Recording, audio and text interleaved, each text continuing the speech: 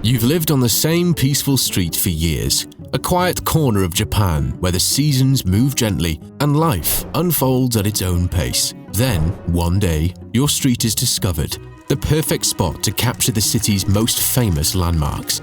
Now, from sunrise to sunset, crowds of tourists gather outside, cameras in hand, searching for the perfect shot. What was once your home has become a viewpoint, and your everyday life part of someone else's postcard. This scene now plays out daily across many of the nation's iconic cities. A record 37 million people visited the country in 2024, 6 times more than 20 years ago. The inbound tourism industry has now become its second largest export sector behind cars. A weak yen has made Japan irresistible, and the crowds prove it. What started as a travel boom has now tipped into something else entirely. Packed trains, overflowing streets, and locals wondering how much more their towns can take. At first glance, it looks like a destination overwhelmed, but the reality is far more nuanced. At the heart of this story lies a powerful economic shift. Since 2010, the yen has fallen around 45% against the US dollar, making it one of the cheapest destinations in the developed world. For Western travelers, the weaker yen has made it exceptionally good value. Hotels, meals, and transport now cost far less in dollar or euro terms, and experiences once seen as luxuries are within easier reach. That's drawn in record numbers of travelers, especially from China, Korea, and Southeast Asia. But it's also made it harder for local citizens, especially younger generations, to travel abroad. Japan's baby boomers, once seen exploring the world in large tour groups with cameras in hand during the economic boom of the 1980s, are now in their late 70s, more often caring for aging spouses than traveling abroad. This transformation into a global tourism magnet was no accident.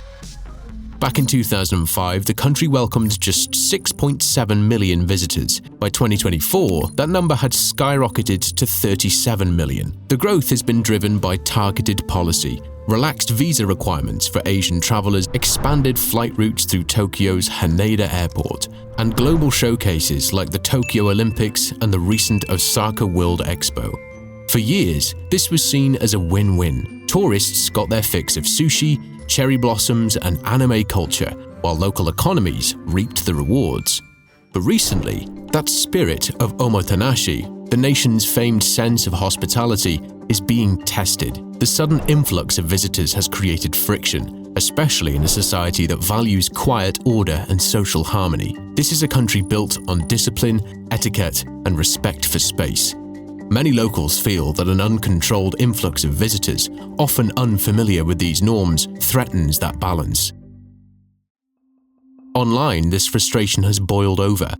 Foreigners are filmed pushing in line, sitting in the wrong seats on trains, or chasing geisha through the streets of Kyoto. The clips go viral, feeding a narrative that outsiders don't understand Japan.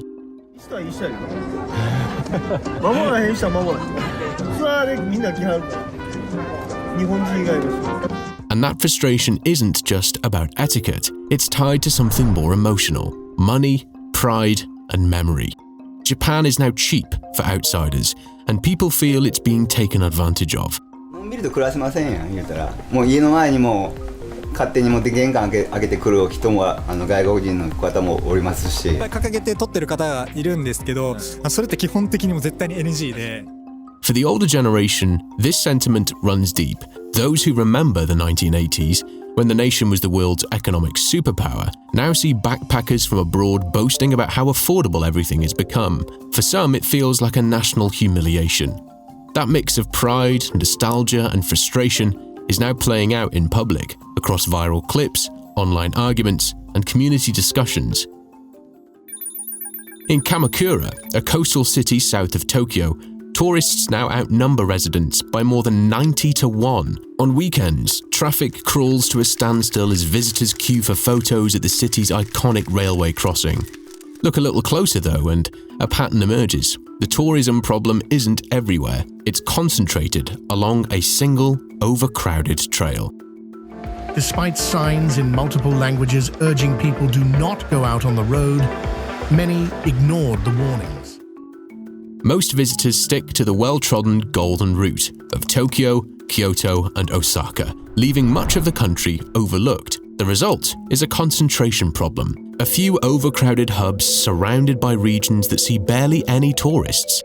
Take Kanazawa, where visitor numbers are approaching capacity, yet just 30 minutes away, Komatsu sits almost empty. Or consider the Lawson convenience store in Kawaguchiko, made famous online for its view of Mount Fuji, swarmed daily by photographers, even though identical viewpoints nearby go unnoticed.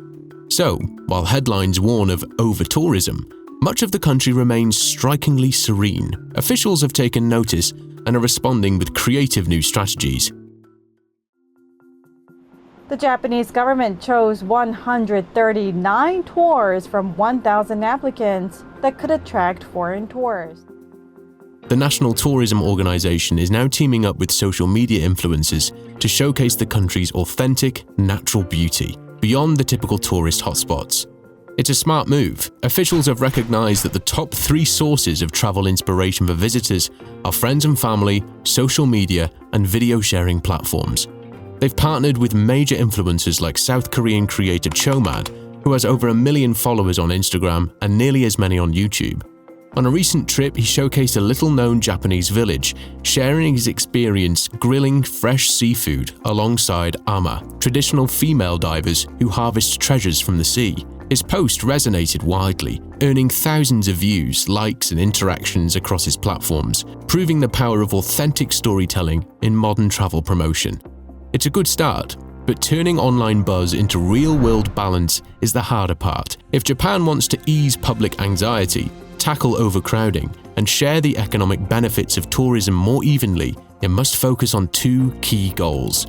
First, it needs to encourage repeat custom. Travelers who have already seen the major attractions and are ready to venture off the beaten path.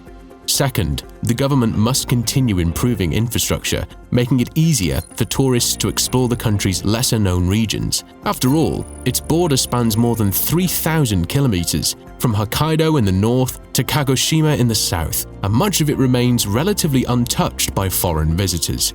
That, of course, is easier said than done.